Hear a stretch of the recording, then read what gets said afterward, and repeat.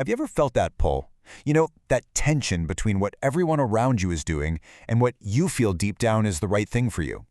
It's probably one of the oldest struggles in human history, the individual versus the crowd. Today, we're going to dive right into that conflict, exploring a journey from social pressure to what some people call self-sovereignty. So let's just start with a question that really frames everything we're about to talk about. Are you following the rules, or are you following yourself? It sounds simple, right? But the answer could be incredibly complicated, and it's the core theme we're going to unpack together. So first up, we're going to explore something we've all felt at some point, that immense pressure to just fit in. Let's call it the tyranny of the crowd. The key idea here is something called conformity. It's this really deep-seated human instinct to match our own attitudes and our behaviors to whatever the group is doing. Now, on one hand, it can be a powerful social glue that holds us together. But as we'll see, it's got a much darker side too. So why do we do it? What makes it so powerful? Well, psychologically, the reasons are baked right into us. We crave security. We want to feel like we belong, and we are terrified of social rejection. This can lead to this really dangerous thing called groupthink, where the pressure to conform gets so high that people just abandon critical thinking to keep the peace. This isn't a new idea.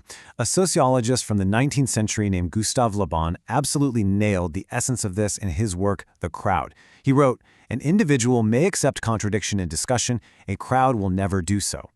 What he's saying is that the moment we become part of a crowd, the whole dynamic changes, and suddenly, disagreement feels like a threat.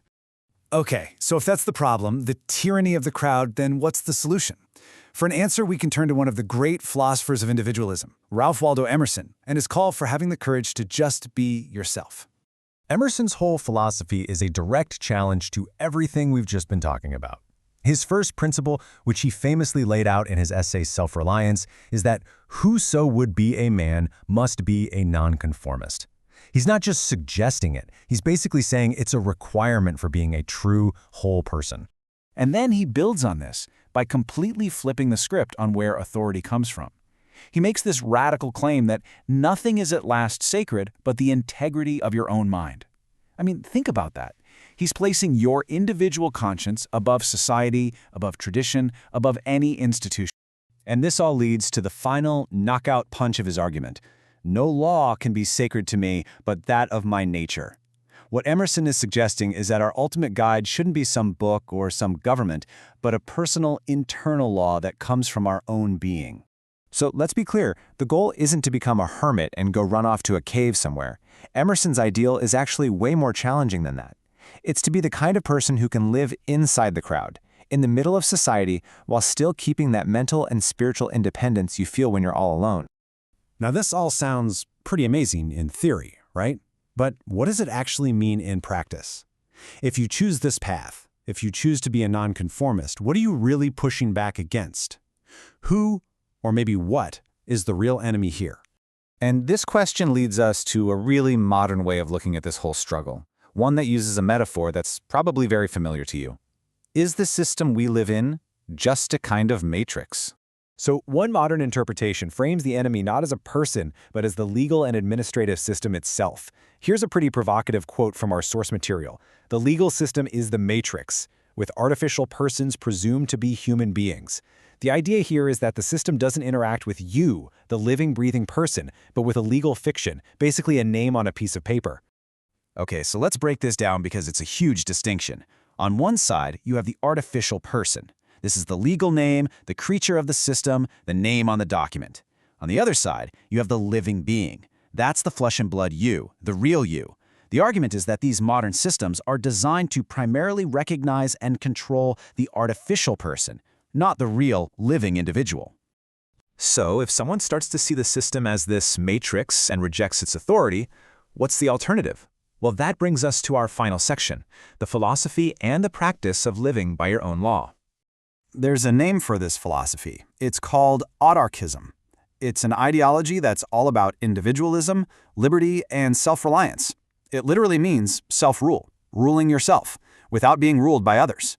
You can kind of see it as the political version of Emerson's nonconformist ideal. Now, this is a really crucial point. This isn't about anarchy or total chaos. It's about shifting your allegiance. So instead of obeying external, man-made laws from the state, the goal is to connect to a higher, inner authority. Some might call it a divine source, and Emerson, he called it the oversoul. But how in the world do you actually do that? Well, some spiritual practices offer a kind of path, like this 3-step process here. First, it starts with looking within, getting out of your busy, rational mind and dropping into your heart, your intuition. Then, the idea is to find your center, to quiet all that overthinking. And finally, the goal is to visualize a connection to that higher source, to receive guidance and energy from it. And what's amazing is this brings us full circle, right back to Emerson. He was talking about this same idea over 150 years ago.